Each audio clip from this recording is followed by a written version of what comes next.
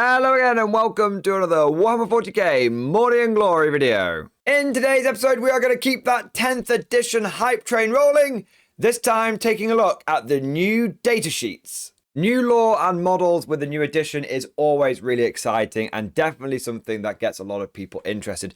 But at the end of the day, all that is just fluff. And the most important thing is the crunch, the rules that we are going to be using to play the game that we love, Warhammer 40k. And my, does it look like 10th edition is going to be rocking the boat, bringing in a whole plethora of changes to the game system. And what we are going to be doing in today's video is going over that information, taking a look at what rules have changed, and of course doing a good old deep dive analysis on it all. And so without further ado, let's dive right into today's episode. Now, the first thing that I would like to mention is the basic info for this video is available from the Warhammer community website, and I'm going to have a link to the article down in the description below. There's loads of extra information in there about the new models and stuff, but today we're going to be focusing on the rules.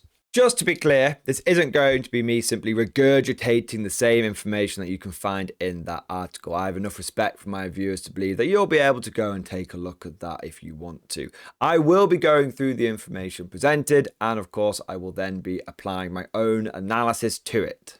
But now let's crack on and get into the rules. And the main thing that we're going to be looking at today is the Termagant datasheet. Now let's be clear. This is the only bit of hard rules we have access to. There's lots of other bits that were mentioned in the live stream, and we will of course be going through those as well. But this is the only bit of hard rules we have on the new edition so far. But even with this limited resource of a single datasheet, there is so much stuff here that we can go through, and there's a lot of changes that are coming with the game. In fact, the first thing that I want to cover and make abundantly clear is that 10th edition is going to be a hard reset. If you are familiar with old editions of 40k, like 5th and 6th and 7th edition, this will be as fundamental as moving from the old 7th ed system into the new 8th and 9th edition systems. For many veteran players who have been in the game for a really long time, you will be familiar with this process. Every so often, Games Workshop decides to fundamentally redesign how their game works. It happened with the hard reset from Rogue Trader to 2nd edition, and then from 2nd edition to 3rd edition, and then also with the changes from 7th to 8th.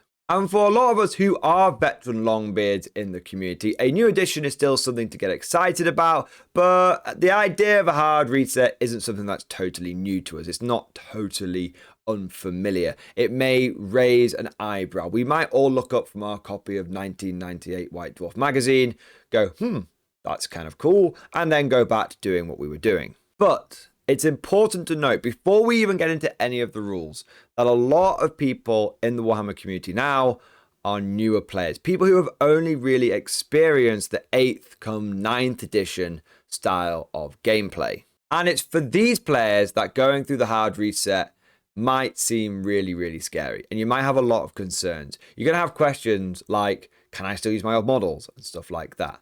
And I just want to assure you all that going through a hard reset does not mean it's the end of Warhammer 40k. In fact, in my experience, hard resets, fundamentally changing these rules, going into what is almost going to feel like an entire new game system, has only ever been a positive experience for me. And the reason I'm stressing this at the beginning of the video is because I've already had people in the MG community reach out to me and say, I don't know how I feel about a hard reset.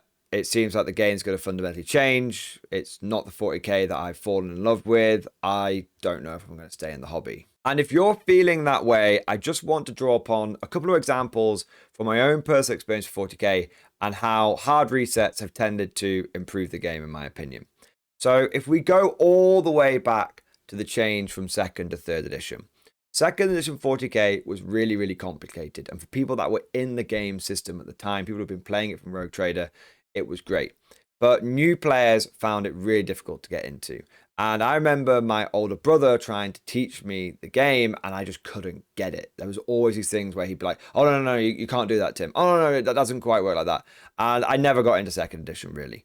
third edition came along, and I could understand that very easily. And I, as a younger child, had just as much experience with that game as my brother, who's 5 years older than me, who was a young adult at the time. And he really enjoyed it. And many of our fondest memories as children growing up are of us playing 3rd, 4th edition 40k. Now, I appreciate some of you are thinking, Morning Glory, that was from your childhood, that's a long time ago. Well, let me give you a more modern example. When I was playing Warhammer 40k 7th edition, I was a young adult in my 20s, and I was playing a lot of 40k, going to tournaments every single month.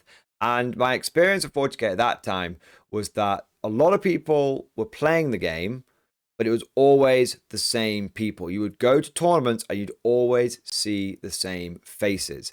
And the problem was that the game was extremely complicated, relatively unbalanced, and the only people that were still playing it were ones that were already in the game. No one new was being attracted into it whatsoever. And there were a lot of people in that community when they heard about the 8th edition hard reset who were very, very, very unsure. But it was just because they got used to the game system that they've been playing for a long time. And they thought that that was the best that 40k could be. Lo and behold, 8th edition drops, and it turns out to be a vastly superior system over 7th edition. You've got much more streamlined data sheets, much more streamlined game mechanics, and the game, whilst a lot simpler and less complex, was also much more interesting because it didn't need to be overly complex because you were learning a whole new thing. And what Games Workshop did is they allowed people to learn that core game first, and they introduced extra complexity over time. And if I could give you a even more recent example and really over-egg the pudding and really overdo this point, but think about how we all felt in the Guard community when the 9th edition book was announced. A lot of us were saying, you know what, we wish we just didn't get the 9th edition codex. We're happy with the 8th edition one. It's not perfect, but it's what we know, and it's in an okay place. It's got these balanced data sheets and all this kind of stuff, and we don't need the 9th edition book. And I remember saying on a live stream, I don't really need this 9th edition book. Oh God, how wrong we all were. Because the 9th edition Guard Codex is so much better than the 8th edition one. If I was to sum all this up into a really short point, and one that I probably should have made at the beginning of this whole tangent, is that change is scary, but often in 40k, it is positive. But with all that said, now let's finally get into these data sheets, and let's take a look at some of the stats that we've got in front of us here. So starting off, we can see that termagants still have a movement value, a toughness value, a save value, a wound value, and a leadership value.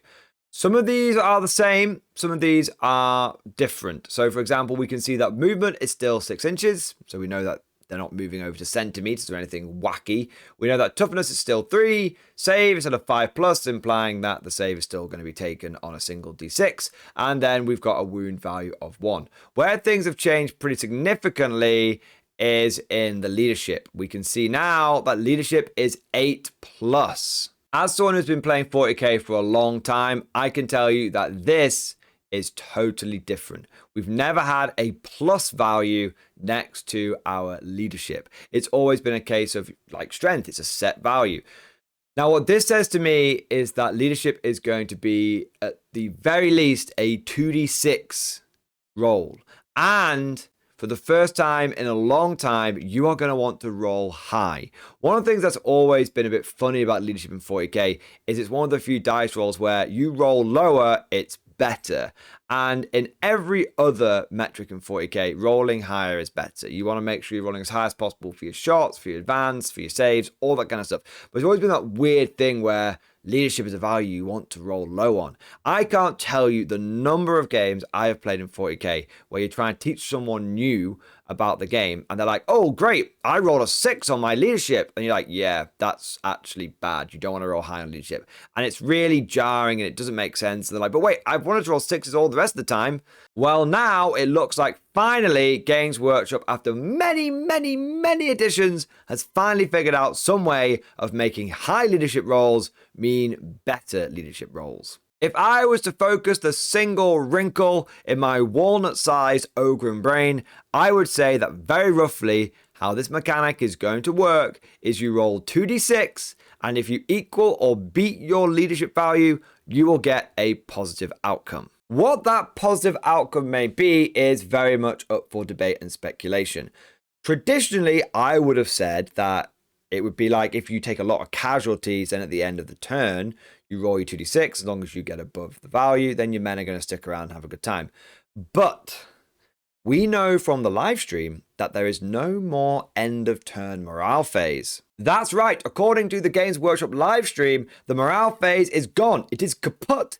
And instead, all morale and leadership based things are going to be rolled into the beginning command phase of every turn. Therefore, if I was to make an educated guess, I would say that this leadership value isn't necessarily there to determine how many of your blokes are going to run away after they've taken an absolute pummeling.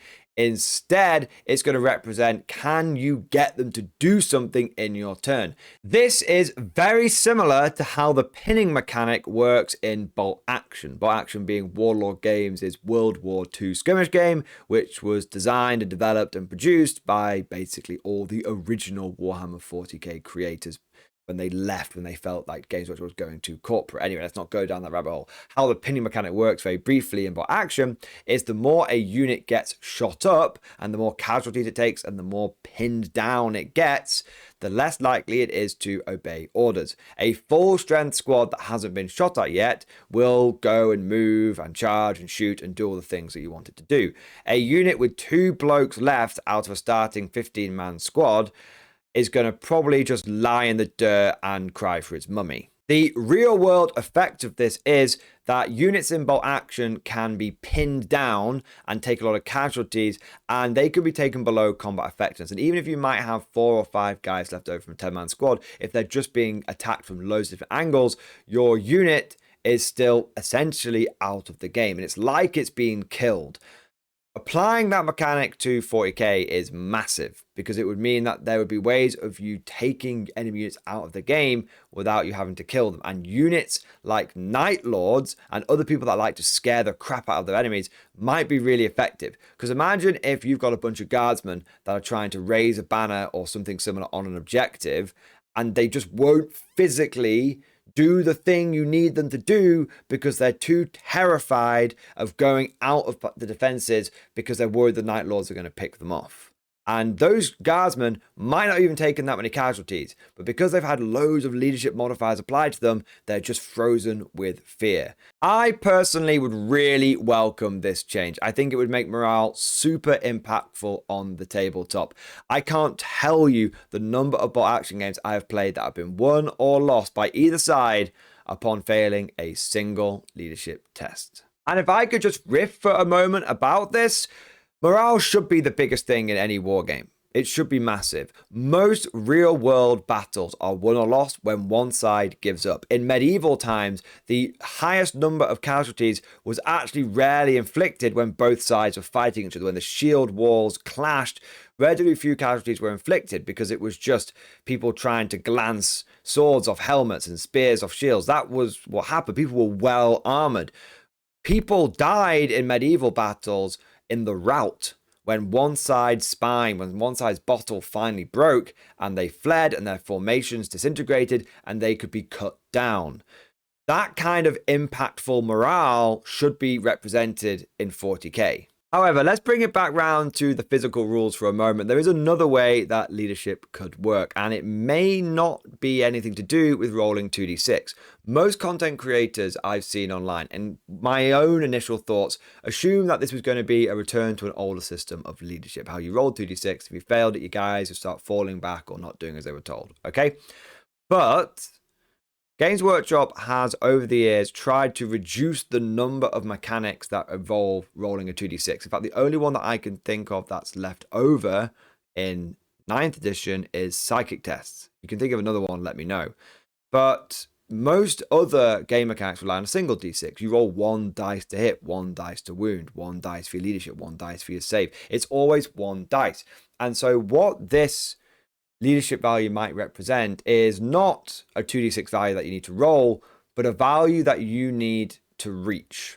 And so therefore it might be that you roll 1d6 and you add it to the number of models you've got left in a squad. So using the example of the termagants that we've got in front of us, if you've got a squad of 10 or 20 termagants, they're always going to pass their leadership check. They're always going to do as they're told, because you could never roll less than an 8 because you've already got 20 guys in the squad, right?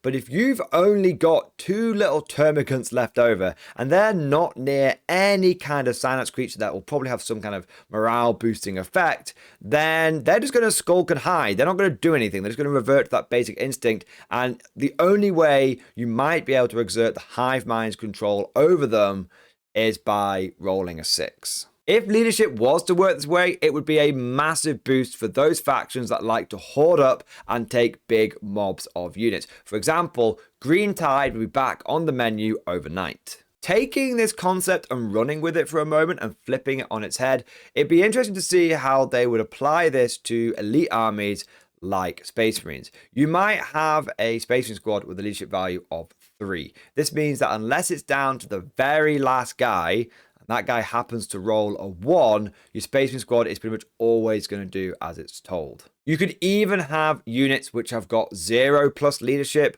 or 1 plus leadership, which means they always do as they are told. These units are always in command of their faculties. An example of that kind of army might be something like Custodes. The more I think about leadership working this way, the more I kind of like it. I like the idea of a unit of Gretchen having leadership 12 plus, basically representing the fact, unless you've got loads of them, those sneaky little buggers are always going to wander off and they're going to try and avoid the fight as much as possible. But having a unit like Terminators, who basically are first company veterans, they are never ever going to give up. And only when there's one guy left might he consider bugging out with his brother's gene seed. However, of course, all of this is speculation, and we're not going to know exactly how morale is going to work or leadership is going to work until more information comes out from Games Workshop. But the big takeaway, the main thing that I would focus on, is the fact that all of these leadership type things are now taking place in the command phase. And so I believe personally, we're going to see a fundamental shift away from morale, meaning that your men are going to run away and you're going to take more casualties, or they might end up falling back involuntarily. I don't think we're going to have anything like that. I think instead morale is going to be intrinsically linked into commands, into getting your units to do as they are told. Now, we've talked about leadership for a long time there, so let's move on to a brand new datasheet stat, which is OC, which stands for Objective Control. Now, GW actually revealed how this mechanic was fundamentally going to work. And basically, the higher your OC, the more likely you are to control an objective. This is replacing the objective secured rule. No longer is it going to be, oh, I've got 1 grot on that objective, your knight no longer holds it. That is gone. Instead, objectives will be controlled by the unit, by the army that has the highest OC on that objective. So, for example, an Imperial Knight might have OC as high as 15 or 20, and you are going to need to have at least a full squad of guardsmen on that objective in order to be able to take it away from that super heavy.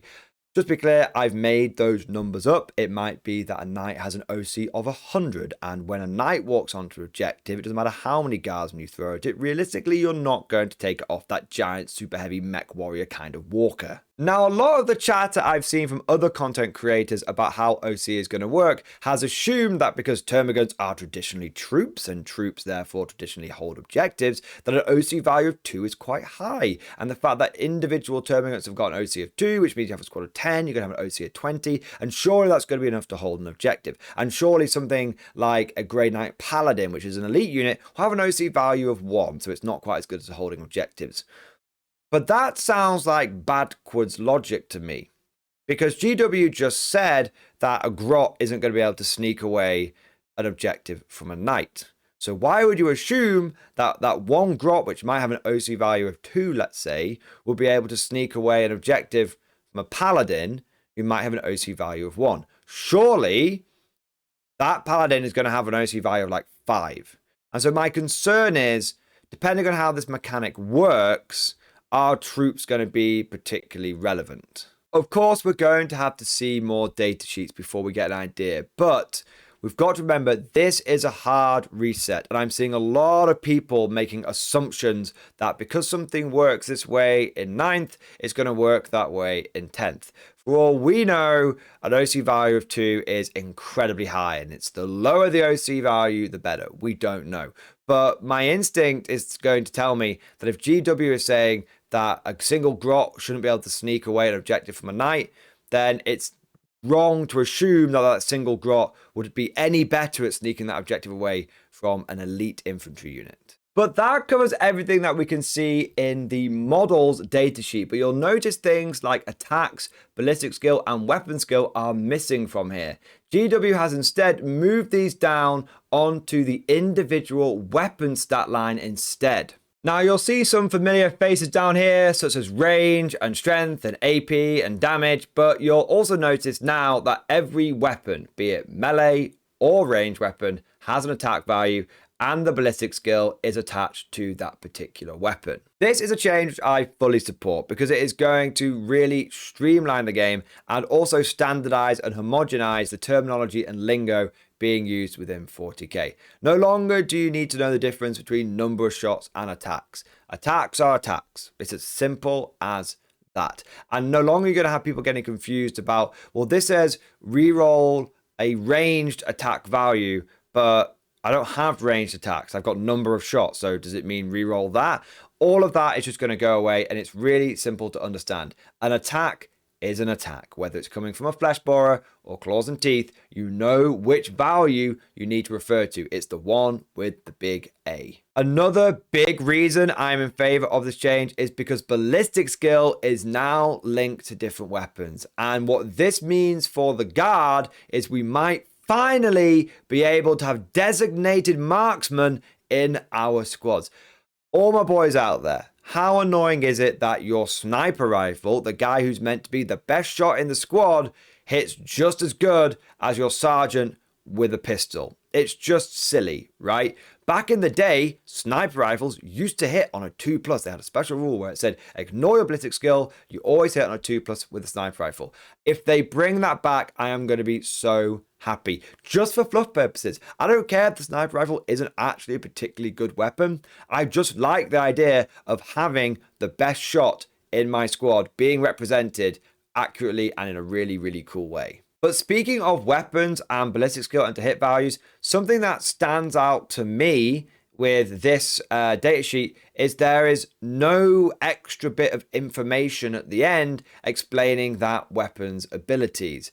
And so I'm going to be interested to see how weapons like flamers work. Will they have a ballistic skill value of 1+, where they always hit unless there's some kind of modifier? Or will they have a ballistic skill value of 2+, like in Kill Team, but maybe it's a 2+ and it can never be modified? It'll be interesting to see how flamer weapons work and how they work abilities into the game. If you look closely at the datasheet, there are some hints of how this might work. Look next to the flesh borer. In brackets, it has the assault word. Look at the term against spine fist. You've now got assault, pistol, and twin linked. This could be a hint that universal special rules are making a comeback. Now, in case you joined the game in 8th and 9th edition and you don't know what a universal special rule is, it's basically what we had before datasheets. You see, back in 7th and previous editions, there was no disgustingly resilient rule that gave you -1 damage, and then you had basically the exact same rule on another datasheet but with a different name. So for example, Duty Eternal on Dreadnoughts. Both do the same thing, they've just got different names. Instead, you had something called Feel No Pain, and you might even hear people refer to that when you watch some battle reports. It tends to be a catch-all term that is used by more venerable members of the community. Some people say, oh, this Poxwalker's got a 6+ shrug or a 6+ Feel No Pain. Obviously, if you look at the Poxwalker's datasheet, there's no such thing that says Feel No Pain or shrug. It's an older catch-all term which is based upon universal special rules. GW moved away from USRs because they said that they were too confusing and they didn't want people to have to look at a unit and then look to a main rulebook, flick through that rulebook and go, oh, that's what Feel No Pain means. In theory, it was kind of cool because you had all of the rules on the datasheet, and at first the system worked, but then as 40k got more and more complicated and 9th edition books came out, the whole system essentially fell apart. I mean, it's something you really notice in the guard book, which is that the datasheets have very few of the unit weapon profiles and abilities actually on them. If you look at a guard datasheet or you look at a heavy weapon team datasheet, you will notice that it only has the weapons for like heavy bolters, and then you actually still need to go and flick around in your book to find the other weapon systems that those units can take. Now, the system also fell apart because of GW rules writing inconsistency. You'd have a codex that would have a damage reduction mechanic, and then in another codex it would basically operate the same way but be worded slightly differently, and therefore it would need an FAQ. And it's how we ended up with just so many FAQs, a whole library of erratas and clarifications. But Universal Special Rules just solve this, because you don't have every army operating to a very slightly different set of abilities. Everyone has got the same thing. So it's really cool that they're bringing them back, and I am really, really, really in favor of them doing it. Now, some of the words in brackets next to those weapons are going to be familiar to you. You've got assault and you've got pistol, things that appear in our 8th and 9th edition codexes right now. But twin linked, to some of you that might seem like a new term. To some of us who have been in the game a while, that's a name we've not heard in a long time. Twin linked is an old school mechanic from the days of 7th edition and earlier, and it basically used to represent those weapons that came in pairs. So for example, if you had a twin linked heavy bolter, for example, on your Rhino or Razorback, then how it would work is you would take the heavy bolter profile of, let's say, 3 shots, and you would, even though those 2 guns there, you would only get 3 shots. But because the weapon was twin linked, you got to re-roll the hits. It essentially represented the gun firing off 1 burst, and if it didn't get the hits it wanted, it could correct it with a 2nd burst. Or it represented the fact that the weapon was putting so much lead down range that even though only the same number of shots would typically hit the target, you were more likely to get those targets. The reason that GW gave for getting rid of twin linked is they said it didn't really make much sense. If you had 2 heavy bolters, you would shoot both heavy bolters. You wouldn't shoot one and then try and correct it. And if you did shoot both heavy bolters, surely those guns individually would have their own separate chances of hitting. Essentially, if you've got 2 guns, you should get all the shots from those 2 guns. Most people didn't disagree with that. Most people thought, you know what, actually it does make sense. Twin link does seem a little bit of a silly rule, and it's definitely a hangover from older editions. So it's really interesting that they're walking that argument back, albeit 5 years later, but it's still really interesting that they've changed their mind and they are bringing things like twin linked back. Now, how it's going to work, we have no idea. Maybe it'll be the old school mechanic of this is how you're going to get rerolls in your army. Maybe it'll represent that if you've got something that's twin linked, you get to double the number of shots. Maybe twin linked will mean exploding hits. If you get a hit, you get an additional hit. Who knows? What we do know is that twin linked is not on this unit's datasheet, and that is a strong indication that Universal Rules are making a comeback, and I can only say positive things about that. Now, there's just a couple of other small things I want to mention about this datasheet. Firstly, we still have an ability section. Now, interestingly, we have 2 different types of ability on display. The first one appears to be an army-wide ability, and it says faction synapse. Now, this says to me we're still going to have army-wide special rules, things like your regimental doctrines and your chapter tactics. And it looks like for the Tyranids, your faction ability is going to be synapse. Of course, we are not sure what synapse will be in the new edition, but traditionally synapse has always been linked to morale and the hive mind being able to exert control over its units. I imagine that if synapse is anything like it is now and anything like it has been in the past, it will allow you to make sure that your Tyranid units, no matter how battered, no matter how much battle shock they might be suffering from, are going to do as they are told. You're probably going to need a synapse creature nearby to exert your will, but But if you do, it doesn't matter if you've got 30 Gants in a brood or 2 Gants in a brood, they are always going to do as they are told. But like I said, it may have changed fundamentally, but that's traditionally how Synapse has worked. Now, what's interesting is they've also given us an example of a Termagant ability, one that isn't faction-wide, and this is Skulking Horrors.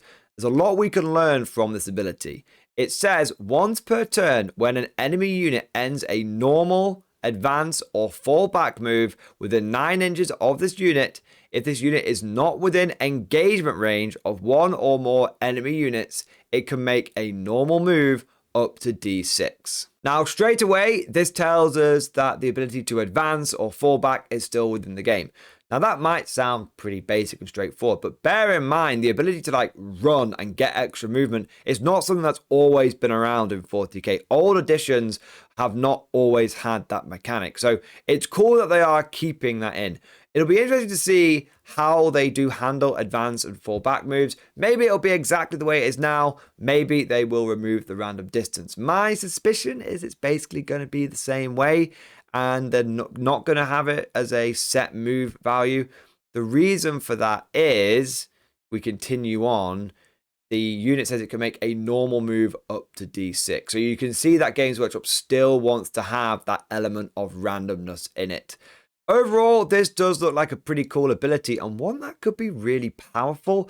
I mean, if an enemy unit ends its move within range of these Termagants, but they don't actually want to charge them, they'd rather go after something more important like a Synapse creature. But if they end their move within 9 and then you roll that D6 and you're like, oh, I could get to move up to 6 inches, you could potentially move block an enemy unit and force them to go after your Termagants rather than going after your more important units. And based on 8th edition and 9th edition Lookout Sir and character targeting rules, that could have some pretty big tactical uses and nuances for protecting your high-level units. I mean, imagine if the enemy moves up close to one of your Hive Tyrants or Warrior Primes, and you think, damn, I really don't want that unit to die. And then you get the D6, and you get enough movement so that you can make your Termagants the closest unit. Suddenly, your opponent might not be able to go after that creature that they wanted to, and instead they're forced to cut through the chaff of the Termagants. In both of those scenarios, I really like the imagery of the Termagants essentially diving in front of their leader beasts to make sure that they are killed and the more important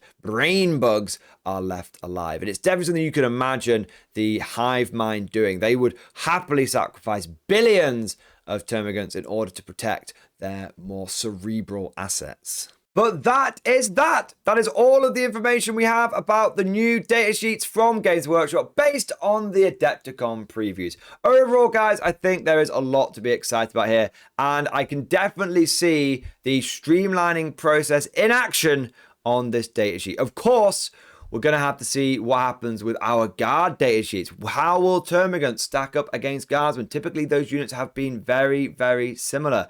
Will we get to see vehicle templates soon? What about Lehman Russ's, Chimeras, and other iconic members of the Guard motorpool? Lots to be excited about. The interesting thing is that there's a lot that's changed here, but there's also a lot that is familiar. We're going to have to see how this expands out to the rest of the new edition. But overall, I am cautiously optimistic. But that's just like my opinion, man. Let me know what you guys think down in the comment section below. Is there anything on this datasheet that particularly stands out to you and gets you excited? Or are you a little bit worried about what is to come with the new edition? Put it all down in that comment section. Now, if you enjoyed today's video, make sure you smash that like button and also press subscribe to never miss an episode. If you found today's video particularly interesting or informative, then please consider becoming a channel member or Patreon supporter. One of the big perks of becoming a supporter is you gain access to the Mordian Glory Discord, an online community of over 1,000 active members, and you better believe we're discussing all things 10th edition. And I'd just like to take a moment now to say a big thank you to all of the latest channel members. So a big thank you to Al Sloven, George Baker, Lord Castellan, Crispy Bacon, Amateurist Author, Mason Ballard, Atin, Hunter Dean, Liam, Justin, Jay Bucko, Wrath, Jodakai, Ian, Darren, Daniel, Marco, Grim Squeaker, and Archduke Beck. Thank you guys for doing your part. I also want to do a shout out to the latest Patreons as well. So a massive thank you to David J. Kelly, Colonel E111, Jack Attack, Atin, Blark, Nauglder, and Steel X Spider. And last, but certainly not least, I want to say a personal thank you to all of the top tier Patreons. These are the War Masters, the people that have truly gone above and beyond the call of duty. So a massive thank you to Alan Blunt III, Bombvert, Mark Panconi, Ridemaster 134-1, Ross Miller, Swordfish Trombone, Zabras, Alex Tengal, John Stubbs, Nick Walsh, Diesel Fox, Tom Sutton, and of course, August Varney. Thank you guys for your generous support. It really does make a huge difference. I hope you all enjoyed today's video. Thank you for watching, and of course, as always, I'll see you guys next time.